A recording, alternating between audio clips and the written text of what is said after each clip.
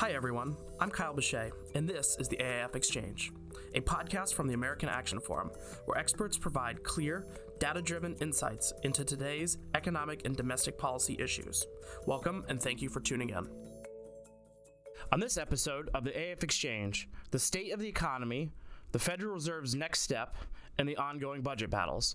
Joining us to discuss all of this are AAF President Douglas Holtz-Eakin and Director of Fiscal Policy Jordan Haring. Doug? Thank you for joining us. It is always a pleasure to be here. It's been a while, so I think we took a break for a few weeks because you've been traveling all over the world, but, I don't think you can lay this one on me. I think Congress went away. I think that was the idea. Yeah, Congress did go away. So we haven't had much to talk about, but now we have a lot to talk about. Yeah. They're back. But what's been on your mind recently? International taxation, in particular, Section 899 of the One Big Beautiful Bill Act, which is essentially a retaliation tax provision. It goes roughly like this. There exist out there in the world things like digital services taxes in Europe and Canada, something called an undertaxed profits rule, which would allow other countries to tax the profits of U.S. firms when profits they made in the United States, a variety of things like that. And there are also the OECD initiatives for Pillar 1 and Pillar 2, which are a global minimum tax, Pillar 2, and sharing of tax bases across countries, Pillar 1. All of these are things that essentially infringe on the U.S.'s autonomy and tax policy. And I think they're terrible ideas. Mm-hmm. They've been a decade in the making. We've been writing for literally practically the whole existence of AAF on how horrible these things are. So the House feels the same way. Jason Smith, chairman of the Ways and Means Committee in particular, feels that way. This provision would say, okay, if you, the Secretary of Treasury, identify one of these taxes and raise your hand and say that's an unfair foreign tax, then we can impose on any individual or corporation an additional 5 percentage points of tax because they come from that country. And then we can do that in year 1, in year 2, year 3, until it gets up to an additional 20%. The idea being, if we start hammering their companies and their individuals, they'll get rid of these unfair taxes. Mm-hmm. That's the game plan. So that's great if it works, but what if it doesn't? Yeah. So now we have said to anyone who wants to invest in the United States, hey, you're going to have an extra 20% tariff on your investment. If you say that out loud, that sounds like a bad idea. Mm-hmm. I think it's a bad idea. Yeah. This is one of those the cure is worse than the disease things. I have not one reason to defend DSTs and UTPRs and all this junk. Yeah. But I don't like this at all. Mm-hmm. And so, it's the chairman of the Ways and Means Committee. It's his provision. It's in there. So my hope would be that it went away. I'm not optimistic on that front. So a better thing would be to make it less automatic. So if the Secretary of Treasury says, yeah, they've got one, Congress has to affirmatively agree in order for the tax to go into effect. Something like that. Interesting. Just a way to soften the ability of this administration in particular, but any future administration, to on its own, one more time, go do something that's damaging to the international order and damaging to us. Yeah, I think we should take as a lesson for the last couple of years. There should be some lessons. Maybe we should think down the road. Like maybe it's good now, What's but like, think? What is that word you're using? Right. Some foresight. Thinking more than just 4 years down the road, kind of thing. Yeah, because, I'm worried about this. Yeah, it's something you definitely have been talking about for a while. We made the joke yesterday that AF's been around for 15 years now, and you've been talking about it for 12 years. Yeah. But you've also, been talking about it probably since your days as a professor and things like that. So yep, these issues are a big deal. So the G6 is coming up. So will this be something that comes up there? Something to keep an eye on? I think this cat is. I don't forget what the right metaphor is here, but I mean, it has a lot of momentum. Other countries have already adopted the minimum tax. So the part of the frustration here, and I hope I don't sound frustrated because I'm furious. Part of the frustration is we did a global minimum tax. We have the GILTI, the BEAT, this provisions that were in the 2017 law. Why are we also signing on to this OECD mess? Mm-hmm. So I just don't think we should. Interesting. All right, let's move on to the economy. Yes. It's been in the news recently. I've heard about this. Yeah. It's been a while since we've discussed the state of the economy. There's been new data that came out last week, more this week. So let's start here.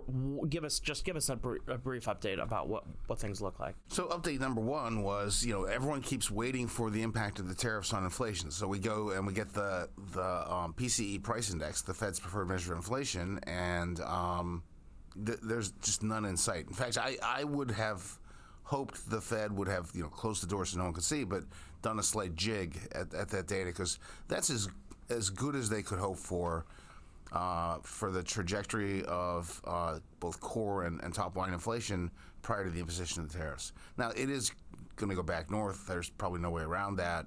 But that was that was coming right toward where it wanted, 2.1%, and the core coming down, everything you would have hoped for. And now we'll have to.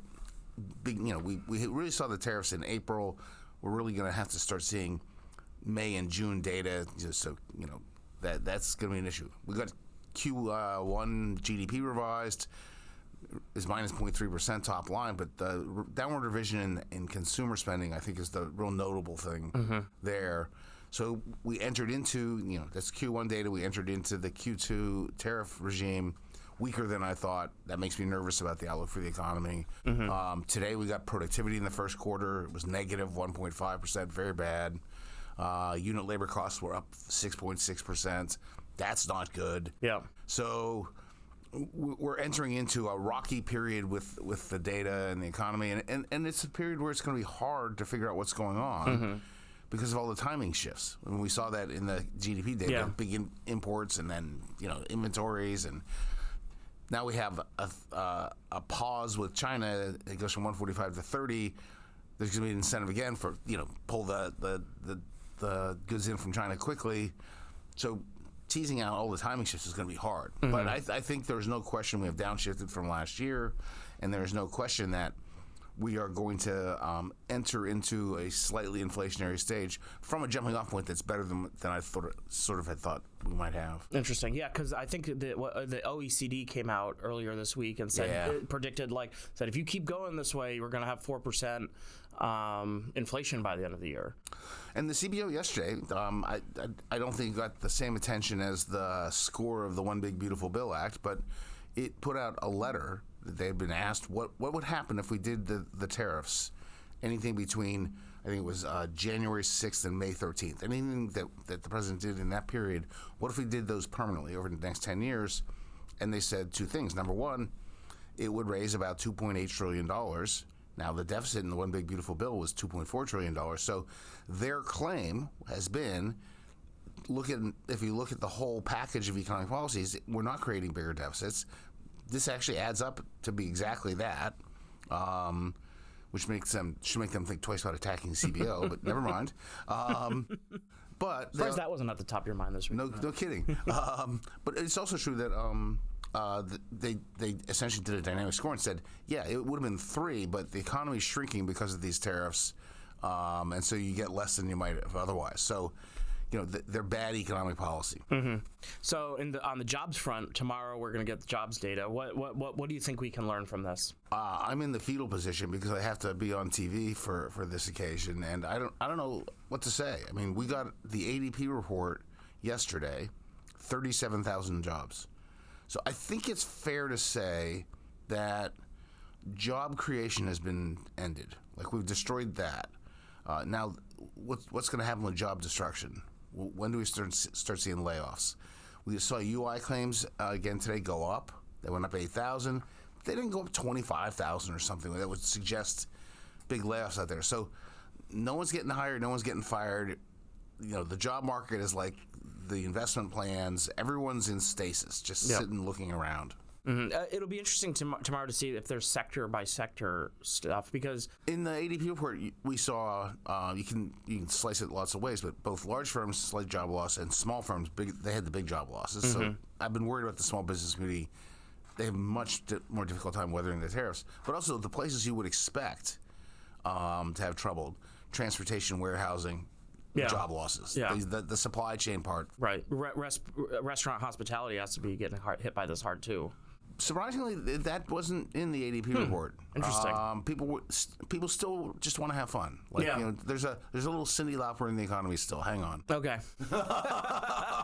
Another piece of data that transitions to our Fed talk a little bit is the Beige Book came out. Anything worth noting from that? The Beige Book is always so it's the Debbie Downer of economic reports. Honest to God, it's been true for a while now that you look at the data, and so you go back to the previous job report, 177,000 jobs. The Beige Book leading into that report was like, half districts report no particular hiring, half are doing a little bit, negative outlook on the part of the businesses. And it's a very downbeat report, and was again. Mm-hmm. We'll see what the hard data say. Yeah, the Beige Book's very much a soft data thing. It was, because it was interesting.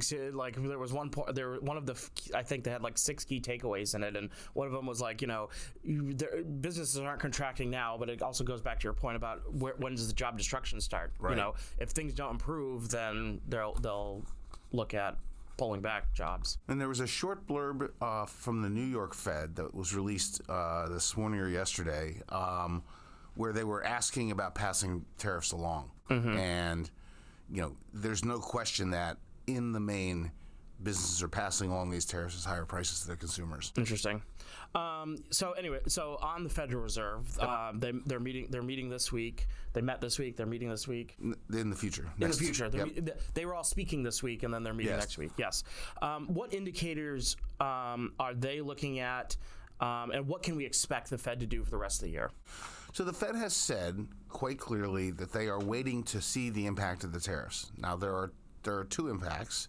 One, they raise costs, and that gets passed along in the form of higher prices. And 2, they are taxes on Americans, and that money can't be used elsewhere. And so it's probably going to affect the pace of economic growth. The inflation makes you raise. The slower economic growth makes you cut. So they're really in a tough position, and they are not going to move preemptively. Like, you'd love for the Fed to move preemptively if they could, because it takes a while for their medicine to get into the economy, and these famous long and variable lags are true. But if you don't know which direction to go, you can't move preemptively. So they are waiting to see the impact in the data. It seems to me that it is most likely that the inflation impacts will show up first. Yeah. And so that's probably a second quarter phenomenon for second quarter tariffs. And then the growth impacts are probably a third quarter phenomenon. And in fact, I would not be at all surprised to see the Fed say, okay, we got some more inflation here. We're still moderately restrictive. Let's just stay here, hold. And then as that sort of goes through, it's a one-time thing in principle. As that goes through, they can then look and see if the employment impacts are as big as they fear, in which case second half of this year is the Fed cutting. Interesting. Yeah, because I know, listening to the Wall Street Journal podcast this morning, and they were talking about, EU probably gonna cut. Canada ECB cut this morning. Yeah, ECB. Okay, so ECB cut this morning. Canada's probably going to cut. Yeah. England's probably going to cut. The UK is probably going to cut. Remember, they are far more trade-dependent economies than are we. Mm-hmm. And so the impact, especially on Canada, of these has been tremendous. And so, we're still disrupting 13% of our economy, and there's a lot out there that services sectors is the bulk of employment, the bulk of activity. Mm-hmm. Yeah, Canada just had a whole election, which basically was, how are you going to deal with the U.S. tariffs? All right. And indeed, they moved preemptively on fiscal policy. If you remember, they were literally one of the things that they did was said, okay, we're not going to be as conservative as we otherwise would have been, because we're going to have to pump up our economy to fight the impact of the tariffs. Interesting. All right, let's end on a trivia question. Okay. Since its inception... I don't know who's going to play quarterback for the Steelers. I don't even... That answer is not on my paper. Question is it somebody on the roster, or is it somebody that will come in? Can't answer that question. Anyways, since its inception in 1992... how much has the Energy Star program saved businesses and consumers in energy costs? $300 billion. $500 billion in energy costs. Oh, man, I think they did that estimate wrong. I think I'm right. All right, let's get Fred in here. Okay. But just quickly, what is the Energy Star program for those that might not know? It's an informational program which essentially rates appliances on their energy efficiency. So water heaters, for example, that's something that's going to use a lot of energy. It's always keeping the water hot. So you'd like to have an efficient one if you can. And the Energy Star program is sort of, you have to hit a minimum efficiency to get into the program, and then you get ranked better or worse. Interesting. All right, well, that's all I have for you, Doug. So I'll let you get to your busy day, and we'll go grab Jordan. Jordan, welcome back. Thank you for having me. It's been a busy couple of weeks, but you got at least a little bit of a break last week. But they're back. The Senate's back. Your world's heating back up again. It is. So there's been at least some progress made on the reconciliation bill since you were last on the podcast. The House managed to squeak it through. Mm-hmm. But it's far from a done deal in the Senate. Correct. What are some of the key concerns senators have? Yeah, so the bill made it through the House. It's now onto the Senate to make its mark. I will just say CBO did come out with its score of the House passed bill yesterday. So if it were to be enacted today, CBO is estimating that it would increase primary budget deficits by $2.4 trillion through fiscal year 2034.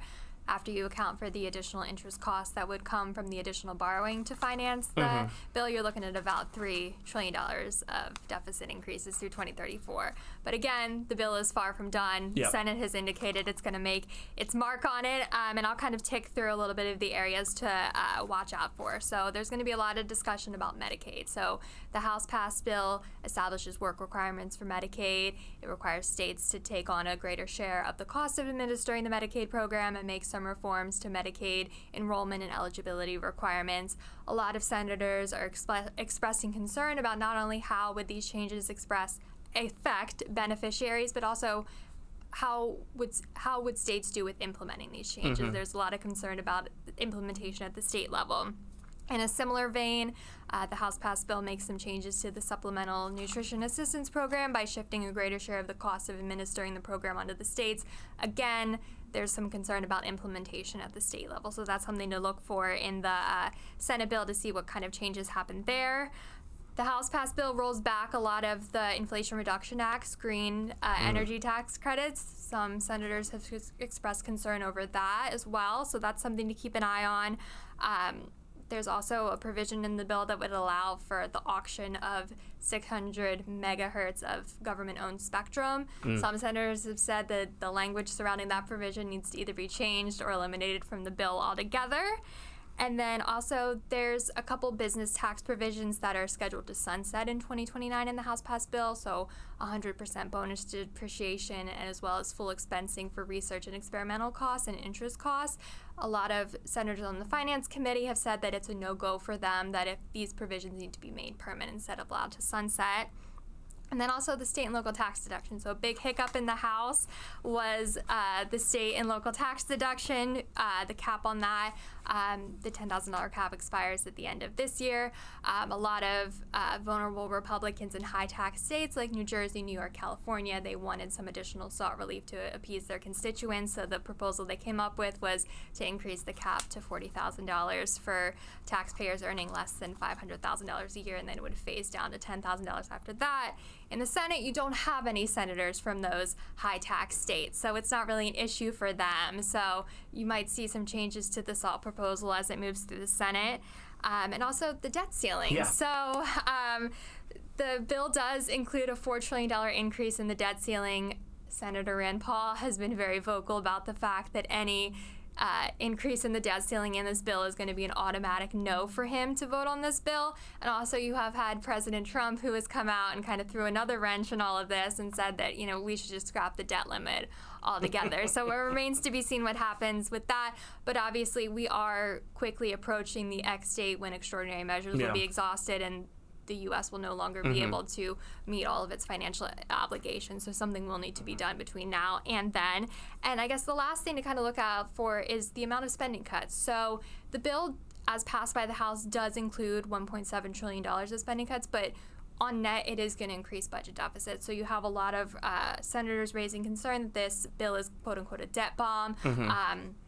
If you look at where it's going to take our fiscal trajectory from where it's projected to be to what it would be. So in 10 years, debt's expected to be 117% of GDP. If this bill were enacted today, it would increase debt to 124% of GDP. So a lot of senators are raising concern that, yes, okay, there are some spending cuts in here. It doesn't do enough because at the end of the day, this bill is still going to really explode our fiscal trajectory. Just to unpack a few of these things, the debt ceiling, you've mentioned that's coming up. The Bassett put that at the, what did he say? He said about August, so late August. Yeah, CBO, August, September. So basically they have until the end of July because they're all going to want to go home for August recess. Correct.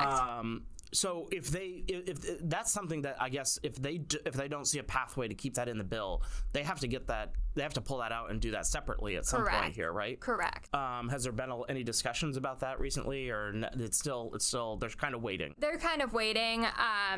I think I would expect that it'll ultimately probably be dealt with separately, given what President Trump is saying and obviously how vocal Rand Paul has been on all of this. I am expecting to see it adjust separately. Interesting. On the tax front, a couple of senators have made it known that they want permanent extensions to the business tax cuts. What would be the impact there? What's the impact there? So let me clarify the question. Yeah. So like what are we likely to see the discussion around there? I mean, it seems like the House had it set at five years, and they're looking at moving that. They're going to look at making that a bit longer. So, part of the reason why there's some sunsets in this bill is because within reconciliation rules, the bill on itself, the provisions can't increase the deficit beyond the 10-year budget window. So that might be an issue here with these sunsetting. But at the end of the day, if you're making all the other TCJA provisions permanent, why not do the same? I think that was a lot of the confusing part with some of this is like why I don't think people understand the Senate rules through all this. Correct. A lot of the yes, time. There's a lot more strict rules in the Senate when it comes to reconciliation, more so than in the House. And I think we'll get into that in a little bit. Yeah. So that's a good transition into our next part. Yes. The parliamentarian looms large in all of this. I think. Correct. The bill has to go through what's known as the bird bath. Yes. Which I think a few podcasts ago, I finally learned what that meant. Yes. What provisions are likely to face the scrutiny of that? Yeah. So basically, the bird rule is a special rule in the Senate that all the provisions in a reconciliation bill have to meet a certain set of criteria. And chief among that criteria is that the reason for any policy change in the bill is that it needs to affect federal spending or revenue. So it needs to have a budgetary effect. And as I mentioned earlier, the policy can't increase budget deficits beyond the 10-year budget window. So the parliamentarian's going to go through all the provisions in the bill, going to put it through what's known as a bird bath, and to see what is in line with the criteria of the bird rule and what violates the bird rule. So some provisions to look out for that might be seen as in violation of the bird rule is the House passed bill put a 10-year ban on state enforcement of AI regulations. That doesn't have a budgetary effect, so you might see that scrapped. The same with a limit on courts' ability to enforce contempt violations. Again, no budgetary effect there, so you might see that scrapped. So the bill also removes a tax on the manufacturing of gun silencers, and it also removes gun silencers from the purview of the National Firearms Act. So it removes mandatory registration and other strictures like that. So you might see that is being in violation of the bird rule. And there's also some language in the House passed bill that would largely ban funding for Planned Parenthood. Now, the parliamentarian previously ruled in a previous reconciliation exercise that language aiming to defund Planned Parenthood violated the bird rule. And also there's some permitting reforms in the bill to kind of streamline permitting for fossil fuel projects. During the Inflation Reduction Act, there was an effort to try to put some permitting reforms in the bill that was deemed in violation of the bird rule as well. And perhaps the biggest thing that might end up being in violation of the bird rules, there's been a lot of discussion against what baseline to score the Senate version of this bill. So the House passed version of the bill was scored against a current law baseline. Yeah. So that assumed that the Tax Cuts and Jobs Act expired as scheduled, and that any extension of those provisions would be seen as adding to the deficit. The Senate is aiming to use a current policy baseline, which essentially would bake in any extension of the tax cuts and just score any new provisions on top of that. So basically, it would be seen as the extension would be seen as not adding to the deficit. The Democrats are going to go hard to try to argue that, number one, they shouldn't be allowed to use a current policy baseline, and they're going to also try to argue that any extension of the tax cuts is going to increase deficits beyond the 10-year budget window. Now, the parliamentarian, as of right now, hasn't made a ruling on whether or not a current policy baseline can be used. The Republican senators are arguing it's up to the budget chairman to decide what baseline is used, not the parliamentarian. So that's an issue to see what will be sorted out as we go through this. This sounds like an episode of like Law and Order where you have a judge, the parliamentarian, just sitting there and ruling on motions from different people. It'll be interesting to see how it plays out. What is the Senate's timeline on all this? When do we expect all this to sort of kick off? Well, there's that ambitious July 4th deadline. One of the committees has dropped text of their legislation very similar to the House passed bill. I think the July 4th deadline given is pretty ambitious. I haven't seen a definitive deadline, but I think as we see the various committees start to drop their versions of the bill text, we'll kind of get a better sense. The last time you were on, you also gave us a great preview of which committees to watch. Is there something similar for the Senate that we can do? I would say Finance Committee. That's where all the tax provisions are going to come out of. I think that's the one to most pay attention to. Yeah, interesting. All right. There's yet another budget battle brewing in Congress. You wrote about it yesterday. I did. I think the text was sent yesterday Tuesday. The request was sent Tuesday. Yes. Earlier this week. This time over impoundments. The president is proposing a rescission bill to claw back some of those appropriated funds. Break down what's going on here. Yeah, so President Trump on Tuesday sent a formal rescissions request to Congress, and basically a rescission is a permanent cancellation of designated budget authority or previously congressionally appropriated funds. And there's a rescissions process that can be undertaken in Congress, and then there's a rescissions process for the executive branch. What's happening here is the process for the executive branch, and that essentially begins with the president transmitting a special message to Congress with its proposed rescission. So the message needs to indicate the amount of budget authority to be rescinded, where that budget authority lies, and like what federal accounts it's in, and then an explanation of why the BA should be rescinded. And once that message is transmitted to Congress, it starts a 45-day clock where Congress has 45 days to act on this and to craft a rescissions package and enact it.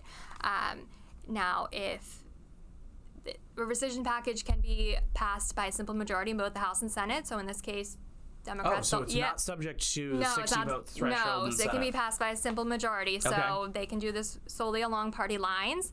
But if the package fails in either the House or the Senate, the process stops, and the president can no longer rescind these funds. And so he has to. So he can't go back. He can't go back and later and re-ask them to do this in part of a different package, because there was some talk that because it's a 45-day window, what if you do it right up against Congress leaving or adjourning? So if Congress is in recess, that doesn't count towards the 45-day clock. Okay. Yep. Interesting.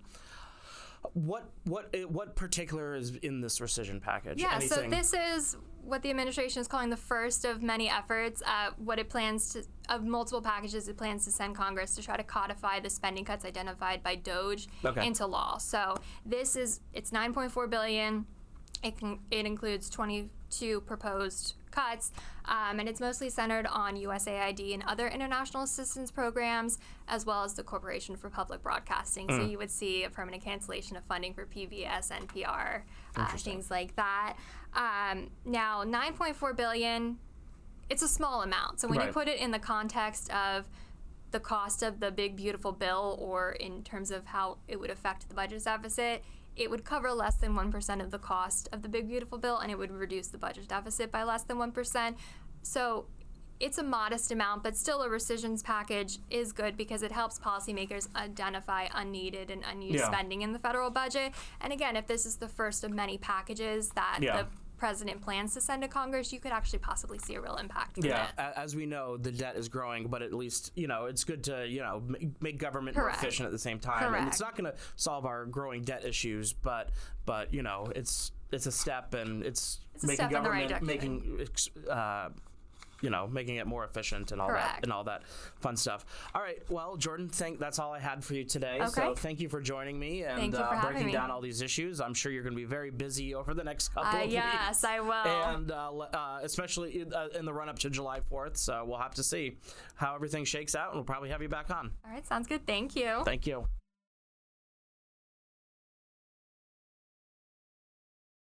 I hope you enjoyed this conversation. Tune back in for our next episode, where our experts will provide clear, data-driven insights into today's economic and domestic issues. I'd also encourage you to check out any of the links in our show notes, and also follow us on social media to learn more about AAF. Don't forget to subscribe on iTunes, Spotify, or Google Play.